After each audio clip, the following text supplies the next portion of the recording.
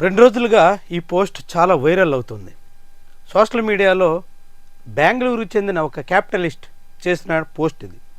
తను భారీగా ట్యాక్సులు చెల్లిస్తున్నా అటు ఐటీ ఇటు జీఎస్టీ అధికారుల నుంచి వేధింపులు తప్పడం లేదు అంటూ ఆయన వాపోతున్నారు. దాంతో ఇక వచ్చే ఏడాది నుంచి ఇండియాలో తన వ్యాపారాలను మూసేసుకుని విదేశాలకు వెళ్ళి వ్యాపారం చేసుకుంటాను అంటూ ఆయన హెచ్చరిస్తున్నారు. దీంతో ఈ వ్యవహారం చాలా పెద్ద చర్చకి ఆస్కారం ఇస్తుంది అన్నట్టు. గడిచిన కొద్ది నెలల్లోనే భారీగా పన్నులు చెల్లించినప్పటికీ కావాలనే అధికారులు వేధిస్తున్నారు. దాంతో తన పనులు ముందుకు సాగడం లేదు. పూర్తిగా ఐటీ అదేవిధంగా జీఎస్టీ అధికారులకి సమాధానం చెప్పుకోవడంతోనే మొత్తం ఆఫీస్ సమయం అంతా గడిచిపోతుంది. ఎట్టయితే ఇక మా వ్యాపారం నడిచేదెలా అన్నది ఆయన వాదన.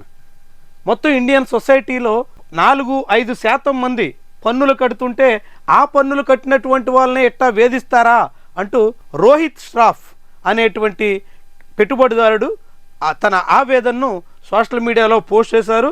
దాంతో అది చాలా పెద్ద చర్చకు ఆస్కారం ఇచ్చింది. బెంగళూరుకు చెందిన యువ పారిశ్రామికవేత్త భావోద్వేగ పోస్ట్ కొత్త సంవత్సరంలో వేరే దేశానికి వెళ్ళి బిజినెస్ చేసుకుంటా అంటూ చెప్పేసి ఇటు రాష్ట్ర జీఎస్టీ అటు సెంట్రల్ ఐటీ అధికారుల తనిఖీలతో విసుగు చెందాను అంటూ ఆయన వాపోవాల్సి వచ్చింది. ఒకవైపు మన దేశంలో రఘురామకృష్ణరాజు లాంటి వాళ్ళు బ్యాంకులకి కుచ్చుటోపీ పెట్టి వేల కోట్ల రూపాయలు దోచేస్తున్నారు. బాహాటంగా ఇండస్ట్రీస్ పెడతామనే పేరుతో భారీగా బ్యాంకుల నుంచి అప్పులు తెచ్చుకుని ఆ అప్పులు మళ్ళీ ఫిక్స్డ్ డిపాజిట్ చేస్తున్నామని చెప్పి అందు మీద కూడా మళ్ళీ అప్పులు తెచ్చుకుని మొత్తంగా బ్యాంకుల్ని 2,000 కోట్ల రూపాయల వరకు ముంచేస్తున్నారు. అలాంటి రఘురామకృష్ణరాజు లాంటి వాళ్ళు ఏకంగా అసెంబ్లీ డిప్యూటీ స్పీకర్లుగా ఇంకా అంతకన్నా మించినటువంటి ఉన్నతమైన పదవుల్లో కూర్చుని జనానికి శుద్ధులు చెప్తున్నారు, సూక్తులు వల్లిస్తున్నారు. తాము చాలా సచ్చీలుమన్నట్టుగా చెప్పుకునే పనిలో ఉన్నారు. అంటే దొంగలు రాజ్యాన్ని ఏలుతుంటే ఇలా పన్నులు కట్టుతున్నటువంటి వాళ్ళు జనం ముందు వాపోవాల్సి వచ్చింది. తన గోడు వెళ్ళబోసుకోవాల్సి వస్తుంది. ఈ దేశంలో ఇక వ్యాపారం చేయలేను అంటూ మొత్తం ఆ యువ పారిశ్రామికవేత్త తన పెట్టుబడినంతా తిరిగి వెనక్కి తీసుకోవాల్సిన పరిస్థితి వచ్చేస్తుంది. అంటే దేశంలో ఏ రీతిన పరిస్థితులు ఉన్నాయి, ఎవరు పాలన సాగిస్తున్నారు, ఎవరు ప్రజలకి దిశానిర్దేశం చేస్తున్నారు, ఎవరు చట్టసభల్లో కూర్చుని జనాల్ని శాసించే చట్టాలు రూపొందిస్తున్నారు, ఆ చట్టాలను అమలు చేయాల్సినటువంటి అధికార యంత్రాంగం తీరెట్లా ఉంది.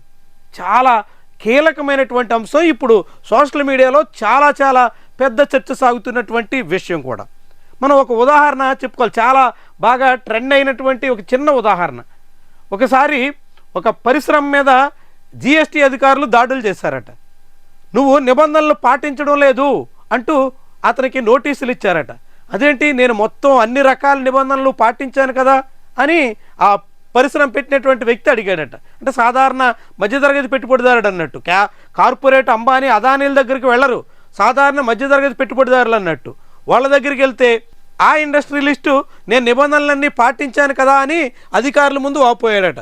నువ్వు అన్ని నిబంధనలు పాటించావు కానీ కుండలు పెట్టలేదు అన్నాడంట. అదేంటి కుండలు పెట్టడం అంటూ ఆయన తిరిగి ప్రశ్నించాడంట.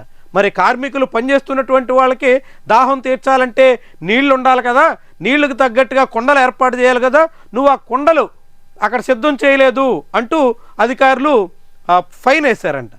కుండలు ఎందుకు, నేను ఆల్రెడీ ఫ్రిడ్జ్ పెట్టాను కదా, ఫ్రిడ్జ్లో నీళ్లు ఉన్నాయి కదా, ఆ నీళ్లు చల్లటి నీళ్లు ఎంత వేసవితాపం వచ్చినా తాగుతున్నారు కదా అని అన్నాడట. వేసవితాపం వస్తే చల్లటి ఫ్రిడ్జ్లో నీళ్లు తాగితే తాగొచ్చు, కానీ మన నిబంధనల ప్రకారంగా కార్మిక చట్టాల ప్రకారంగా ఎంతమంది కార్మికులు పనిచేస్తున్న చోట ఇన్నిన్ని కుండలు ఉండాలి అనే సూత్రం ఉంది, దాన్ని నువ్వు ఉల్లంఘించావు అని చెప్పారంట. అంటే ఎంత విడ్డూరంగా ఉందో చూడండి. అంటే కార్మిక చట్టాల్లో ఉన్న చిన్న చిన్న అంశాలని సాకుగా చూపించి సాధారణ పెట్టుబడిదారుల్ని ఎట్టా వేధిస్తారో, ఎలా వ్యవహరిస్తారో చూడండి. రెండో వైపు కార్మికులకు అమలు చేయాల్సిన చట్టాల విషయంలో ఎవరు పట్టించుకోరు. కార్మికులకు నిజంగా న్యాయం జరగాల్సిన చోట ఎవ్వరూ దాన్ని ఖాతరు చేయరు. కానీ ఆ పరిశ్రమ యజమానిని వేధించాలంటే మాత్రం రకరకాల నిబంధనల్ని బయటకు తీసుకొచ్చి అలా వేధించే ప్రయత్నం చేస్తారు. రెండో వైపు ఏమో మనల్ని పాలిస్తున్నటువంటి వాళ్ళు మన సొమ్ము బ్యాంకుల్లో దాచుకుంటే దిగమింగుతుంటారు, తిరిగి మళ్ళీ మనల్ని నిందించే ప్రయత్నం చేస్తుంటారు. అంటే రఘురామకృష్ణరాజు లాంటి బ్యాంకు దొంగలు పరిపాలన చేస్తుంటే దేశంలో ఇలాంటి యువ పారిశ్రామికవేత్తలు ఇక వ్యాపారం చేయలేం మహాప్రభు అని దండం పెట్టి దేశం విడిచి వెళ్ళిపోవలసిన పరిస్థితి వస్తుంది. అంటే ఎవరి కోసం ఎవరు పాలిస్తున్నారు, ఎవరు ఎలా పాలిస్తున్నారు, ఆ పాలన వల్ల ఏమైపోతుంది ఈ దేశం, ఆలోచించాల్సినటువంటి అంశం అన్నట్టు.